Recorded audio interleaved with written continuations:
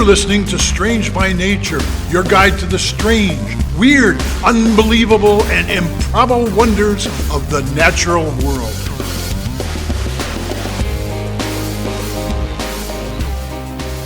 Hello, everyone, and thanks for being here today. I'm Kirk Mona, and joining me are Rachel Gimza and Victoria Thompson.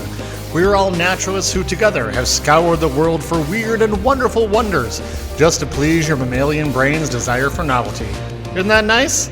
Let's do this. Hey, everybody. Welcome back to the show. Good to see you guys. Hi. Good to see you too. Hey there. Hey. Great to be back.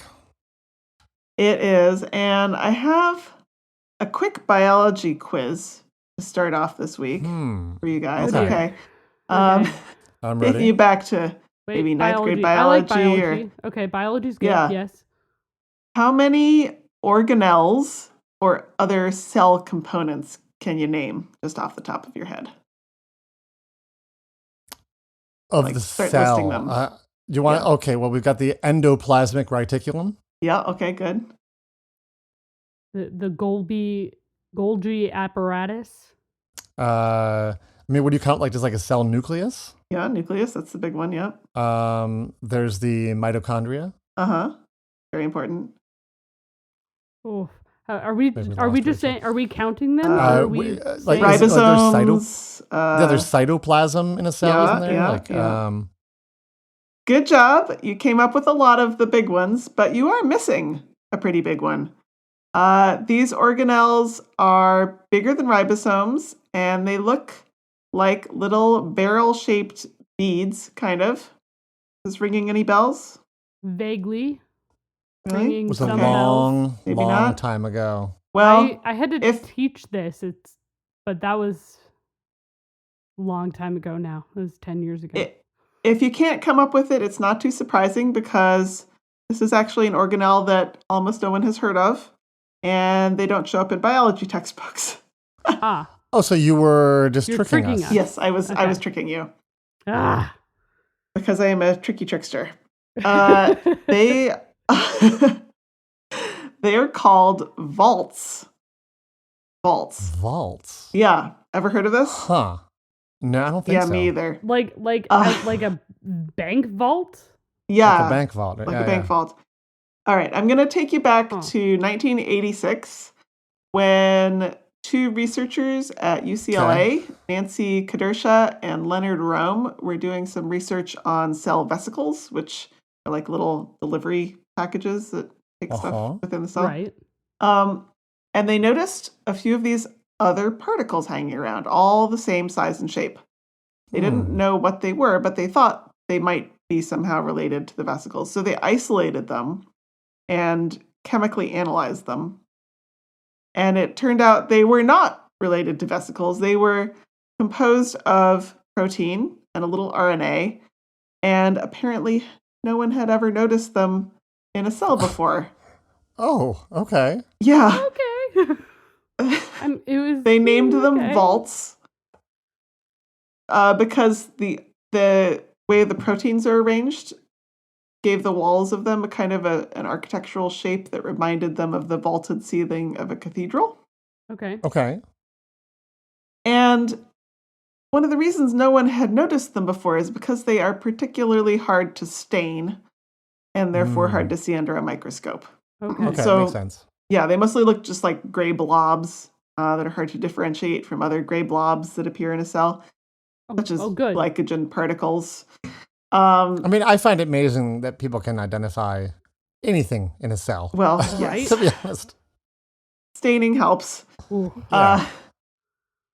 But based on this analysis that they did, it turns out they are only made of three types of protein, three proteins. Okay. So most cell structures, for comparison, are made of many different types of protein. It's very weird to have something that's only made of three types. And the outer vault-like structure is made of only a single protein type called the major vault protein, or MVP. Yeah. Yeah. And the other two proteins are basically kind of packaging for the little bit of RNA that these things contain. Okay. Okay, so most human cells each contain about 10,000 vaults. That's a lot. What? So that makes a lot of vaults in the human body. So I'm assuming Yeah. you're going to get to it. Like, do we know why they're there? I'll get to it. Okay. It's a little weird, right? It's about to get Yeah. weirder. Vaults are not only found in humans and not only in like close relatives or anything. They're found in Right. many, many eukaryotic organisms, from protozoa on up to different types of animals. So this is a fundamental Yeah. thing. Yeah. Although apparently they're not found in plants or fungi. Huh. And the MVP, major vault protein, and the vault structure and composition appear to be what biologists call highly conserved, which means that it's very similar across species and hasn't changed a lot evolutionarily between an amoeba and a human. So like an amoeba vault is basically quite similar to a human vault. So That's an odd sentence. Okay. True. Wow. So when a structure is highly conserved like that, you figure it must be performing some vital function in a cell. So yeah, as you alluded to, Kirk, the big question is, of course, what is it doing? After you just mentioned that it's been highly conserved across all these species and things, I'm even more curious. Like, yeah. What's going on? What do they do? Okay. So first of all, a problem. 2 of the major animal models that are usually used in science for figuring out kind of basic genetic and cellular stuff are the fruit fly, Drosophila melanogaster, and the nematode worm, C. elegans. C stands for something that's very difficult to pronounce, and I'm not going to. Good for you. Yeah. Neither of them have vaults. So that does make research a bit harder. Mice and rats have them. So have them. Scientists have done experiments knocking out the gene for MVP in mice, and the mice were basically fine. What? Yeah. What?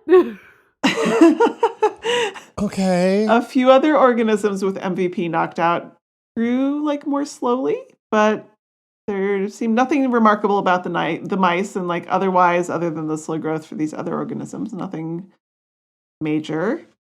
What? Mice with one of the other vault proteins knocked out had slightly faster tumor growth if like the scientists would induce tumors in them, but otherwise were normal. When all 3 vault proteins were knocked out, the mice were still basically normal, but had some like minor immune system changes. So what I'm leading up to here is that we really have almost no idea what these things do. How dare you, Victoria? I know. That's the worst. Such a big tease. Pique our interest, then go, sorry, we don't know. My God. Oh, I hate when that's the answer. Of course. But scientifically, that's awesome because it means we get to learn things. Yes. That's wild. Learning's great. Yay. A bunch of hypotheses, of course, have been tested and rejected. Some of these included like possible links to cell signaling, infection resistance, and autophagy. How do we pronounce that? Basically, cell recycling. Another lead is that MVP is overexpressed. That means like produced a lot more than normal in certain drug-resistant cancer cells. So the best we've got is kind of like a vague idea that vaults are likely somehow related to tumor development or suppression and immune response, but we don't know how. And, since only mild to like zero effects are seen when vaults are knocked out in mice, it seems that whatever function they serve may be backed up by other systems. Wow. But it doesn't explain like why it's so highly conserved and present in this huge range of organisms. Right. If it's just not really doing much, why? Why are they everywhere? Why? Exactly. Yeah. And why are they everywhere, but then some animals don't have them? When you don't have them, like, it's fine. Right. So Leonard Rome, who's one of the original discoverers of the vaults, also suspects that they may be helping coordinate movements in the cytoplasm of the cell and or be involved in like amino acid storage. So like a way of storing extra protein kind of. Because currently the understanding is that the human body doesn't really store protein. You basically use it as you consume it, which is why if you have a gigantic protein meal, it's actually, you just pee a lot of it out, is the understanding. But Rome thinks that perhaps the body does actually have some mechanism to store protein, and vaults might be, or store amino acids to be more specific. However, the National Institutes of Health basically stopped funding a lot of research on vaults because it seemed to be getting nowhere for decades. And there are actually very few scientists who study them. So I hope we eventually find out more. We may not get an answer anytime Not very soon. soon. Oh, I want an answer. Maybe one of our listeners can do it. Maybe so. Figure it out. That's a somewhat frustrating topic I have for you this week. My source was a May 2024 article in The Biologist, and also some information from Wikipedia. Thanks, Victoria. You're welcome. Well then. We're going to take a little break, and when we come back, it'll be Kirk.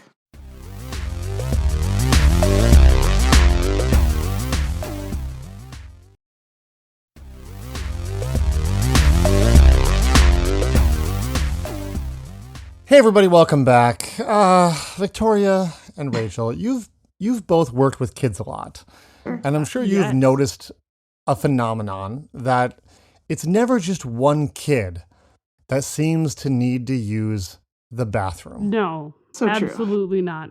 It's always a group. Yeah, well, you ask the group, and then it's always like, well, because someone says, I need to use the bathroom. It's like, you ask the group, and they're like, oh, I have to go. Right, and this can actually be super annoying when you're teaching, because you will inevitably have asked everyone if anyone needs the bathroom before we leave the building, and then once you are like deep in the woods in the middle of an activity, use the bathroom.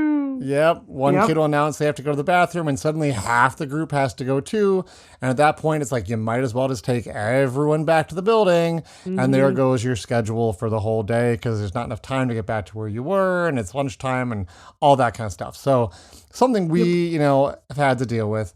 And I think as a professional naturalist working with kids, I've always chalked this up to kids having really small bladders and being too excited to get outside, and not really realizing that they really should try before we're going out on an hour-long hike, even if we tell them, or maybe they don't have haven't developed the perception in their body yet to feel like the signal to go to the bathroom too. It's sometimes an issue with kids, and I didn't think there was anything deeper going on, but perhaps a new study suggests I was wrong. Ooh, tell me more. I am intrigued.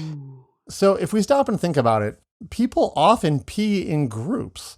It's actually become like a joke in like sitcoms and comedies as well, that women always tend to go to the bathroom in these large groups. Totally. Girls have to go and it's together. almost like a social ritual. And they're like, come on, we have to go to the bathroom trope, where two or more female characters retreat to the bathroom to have a quick social chat about the other characters.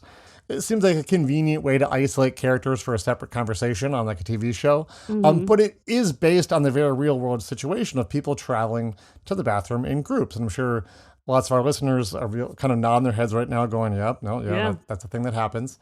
You don't want to go by yourself.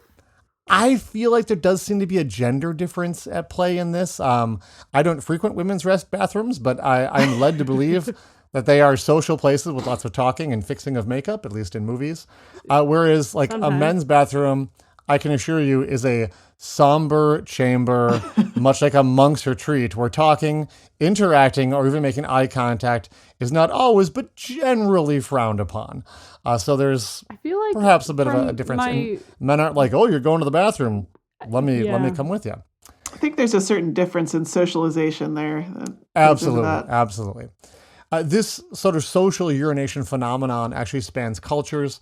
I did actually see that there's a saying in Italian, which I do not dare to pronounce because I don't speak Italian. But basically, the translation is whoever doesn't pee in company is either a thief or a spy. Oh. Which is like, okay, then. So clearly, like, there's this, and there's some other cultures that have like literal like words.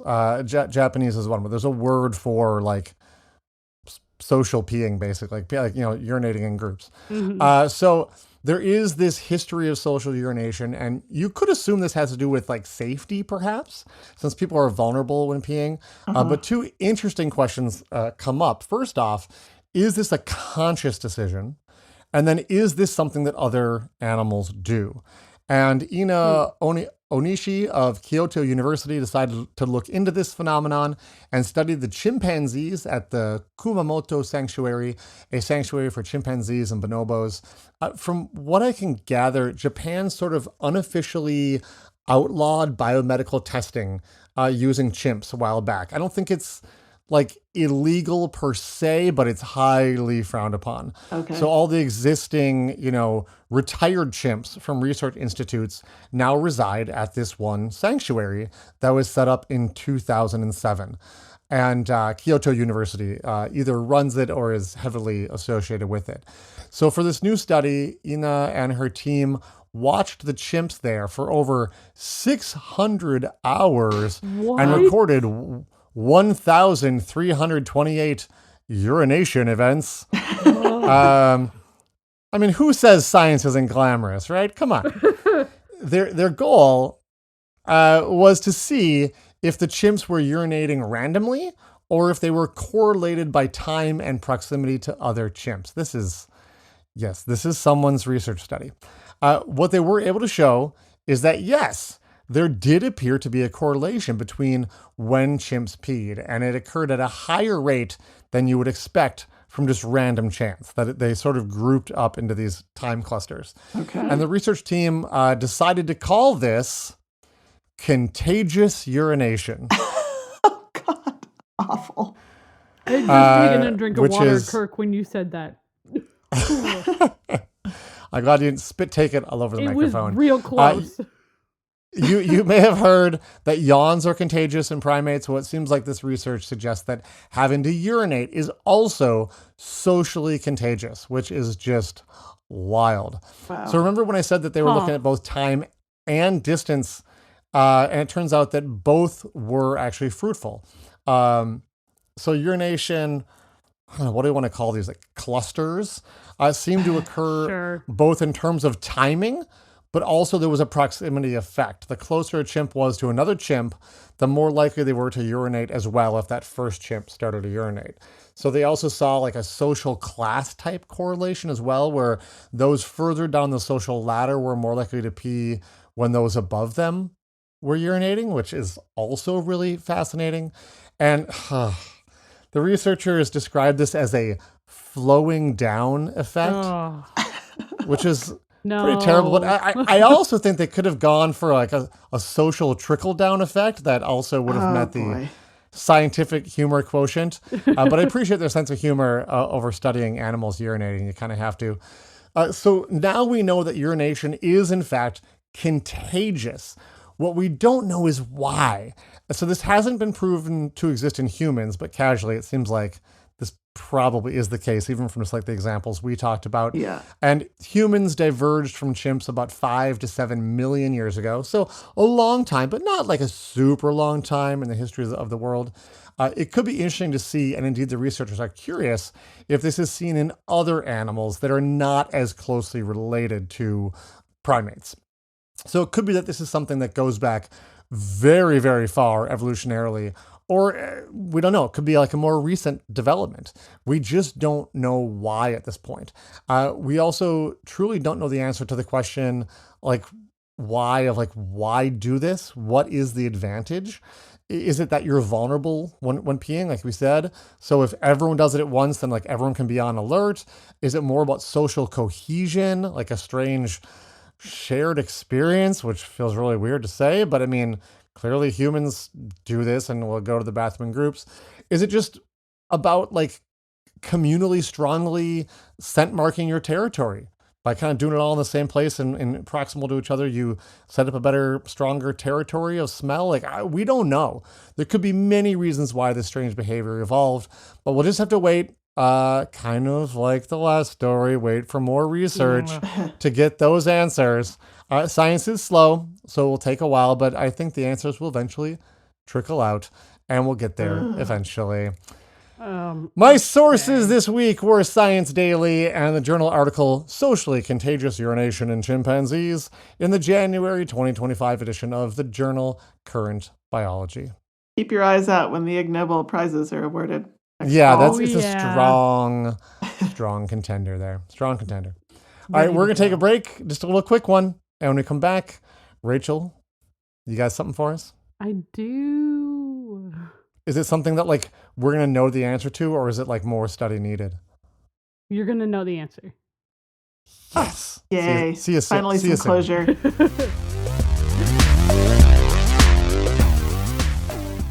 Welcome back to the show, everyone. So I promised y'all some closure. And I have some for you because it's a creature feature this week. Yes. Oh, yay. So way back in episode 92, I talked about this 92 weird little mouse. 92. I talked about this weird little mouse called the grasshopper mouse that howled. Yeah, like howled like at the moon or something, doesn't it? Yeah. It was wild. And I'm not talking about the grasshopper mouse, but I am talking about another type of mouse, another like mouse rat, actually. There's a group of rodents that when I was doing research, it reminded me of the grasshopper mouse, but it's not the same. They're not in the same like family or anything like that, but they're mice, so they look similar. This week, I'm talking about kangaroo mice and kangaroo rats. Nice. Have you heard of those before? Those are cool animals. Yeah, they're really fun.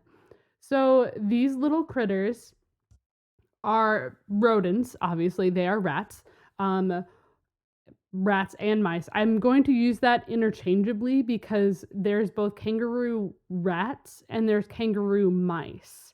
And they're both very similar. They're actually very closely related to each other. The differences are mostly like size as well as like some behaviors and where they live kind of space. Yeah. So these mice, or the kangaroo mice and mouse, they live primarily in the deserts in like Nevada. They live in the deserts in southwestern United States. And they look like a mouse. They look like a normal little mouse that you would find in the woods. They generally have like a big face with these big dark eyes. They have decent sized ears. They have a really long tail. And they're also like in the same family as pocket mice. So they're not very large. They're pretty small in general. They would fit in your pocket. Yeah. They would fit in your pocket. And they're pretty cute. They look like a typical mouse. They have a little bit bigger feet in order to hang out in the desert.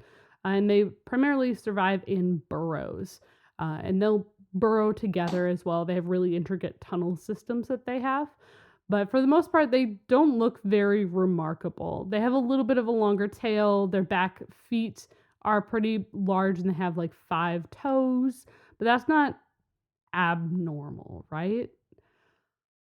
So this little species of mouse, generally they eat just grains. They might eat some insects and things like that. However, with that, it lives in the desert and it doesn't seem to need or utilize any free water that it comes across. Interesting. Which is weird because like if it comes across water, it won't take a drink, you mean? Like it doesn't really need to use that opportunity to take a drink. Wow. It will, but it doesn't have Doesn't to. have to. It can, Okay. if it's on its way or it feels like it's in danger, it will keep going, which is Interesting. wild. And part of that is because they of For a how their desert animal, kidneys yeah. work. Yeah, especially for a desert animal, they actually have really, really efficient kidneys that allows them to take in the water that it comes from any of the seeds, grains, or insects that they are collecting and eating, and they're able to take the water out of the things that they're eating and use that to the point So do they where have? like, go ahead. Well, do they have like really highly concentrated urine then? Mm-hmm. So this reminds me of like, this is the kind of a throwback to the story with the animals that drink seawater too. It's probably a similar type mechanism. Yeah. Yeah. Interesting. It's to the point like they can spend their whole life not necessarily drinking water on its own, just getting it from the food that they eat, which is amazing. That's cool. That's really cool. That's amazing. Hard to do. We can't do that. We can't do it past like 3-ish days. Woo. But I mean, maybe if we were only eating watermelon or something. Ooh, there we go. But seeds and crickets, no. No, seeds and crickets, absolutely not. We would be very, very upset. So they tend to prefer like that fine gravelly soil, but they'll like go wherever they need to go. They are nocturnal, which makes sense because they're in the desert. The hottest times of the day are during the day. If you live in the desert, you're going to be more active at night. That just makes more sense, right? Yeah. Now, here's the thing. In the desert, in the Sonoran Desert and other deserts in the southwestern United States, there are quite a lot of other predators that are looking for food. And mice historically make great food for species like, owls, coyotes. Yeah. Pretty much snack everything. size. They are like, good portion. Tasty. They are right there. The kangaroo mouse and the kangaroo rat are really, as their name might imply, are extremely good at jumping. Yeah. They can leap. I'm not joking. They can leap 9 feet in a single bound. What? Mm-hmm. 9 feet? For a tiny little mouse? 9 feet. For a tiny little mouse. Like, when I say like tiny, I mean like they are small. They are not big. An average adult kangaroo mouse weighs 13.5 grams. Okay? Like their length is measured in millimeters. Like, they are not big. Like, okay, it's like a total length of 158 millimeters, but that's still. More. It's like around 3 meters for those who don't use crazy measures like we do. And that's nuts. Mouse is able to leap 9 feet in a single bound, not up, but just forward. Yeah, up would be bonkers, but forward, yeah. That is a wild jump to be able to make. Would you say, Rachel, that is a large enough jump that if this mouse rat was to fall into a pit, it would be able to get out? Yes. Okay. I think it would. I know some of our listeners are probably wondering about the pit situation, so I wanted to clear that up. Good. Oh my gosh.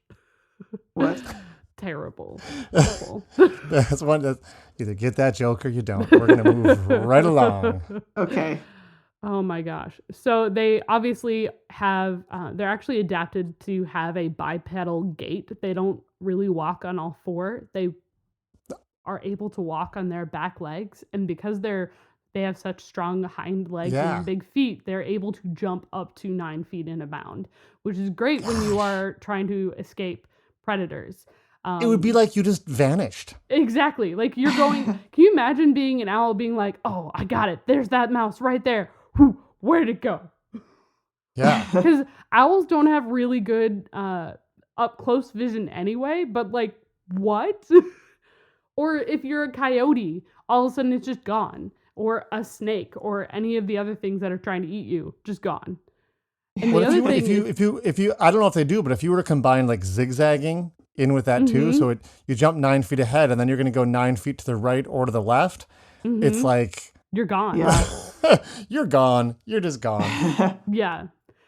It's absolutely wild. In addition to that, like as another added little bonus, they do have really, really, really good hearing, which is important if you're living in the desert. But it's to the point where they're actually able to detect an owl's approach, and they're able to hear the movement of snakes, which allows them to be able to leap out of the way in time as well.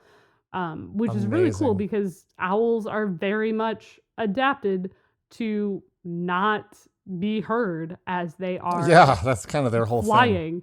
So that is the whole thing. So the fact that they can hear them and then jump, like that is almost 2 me's. They are jumping away. Like that is me with a toddler on my shoulders. Like what? I was thinking about the unit of measure, the Rachel, the other day, and how we reference it on the show a lot.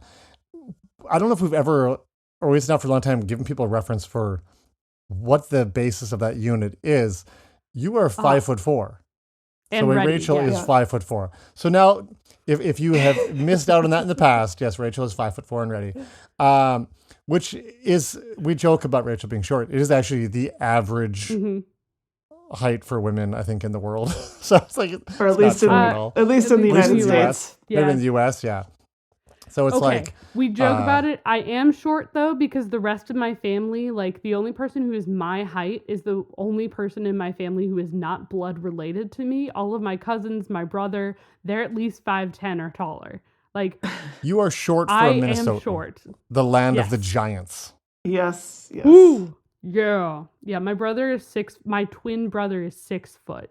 So. It's not fair. No, he stole all the height. Oh, boy.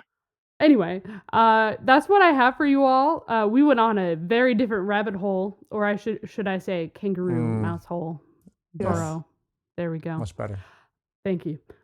So these are really cute little mice, but the fact that they are able to literally leap so many times their actual body length, insane, wild, but effective. Completely. So that's what I have for y'all. I got my sources this week from the Arizona Sonora Desert Museum. Had a great article about all of these, as well as Wikipedia was helpful. And then the Utah Division of Wildlife Resources had an entire like biofacts thing about kangaroo mice, which is pretty cool. Cool. I want to go see one jump now. I know, right? Well, there's probably videos of that online. Oh, I hope it's to the sound jump around. That'd be so good. We're gonna go search for that. Go find that. Yep. Thanks everyone for listening. We'll see y'all next week. Yeah, thanks. Good night. Thanks everyone for listening to today's show. Be sure to subscribe. New episodes drop every Wednesday, and we love sharing this strange world with all our listeners. If you would be so kind as to leave us a 5-star rating and review wherever you get your podcasts, that would be great. It lets other lovers of the strange discover the show. You can reach us by searching for Strange by Nature Podcast on Instagram, Facebook, and Blue Sky. You can send us an email as well. Our address is contact@strangebynaturepodcast.com. If you want more information about the show, you can check out our website, strangebynaturepodcast.com, and you can support the show and get ad-free episodes at patreon.com/strangebynature. Until next week, get outside, stay curious, and embrace the strange.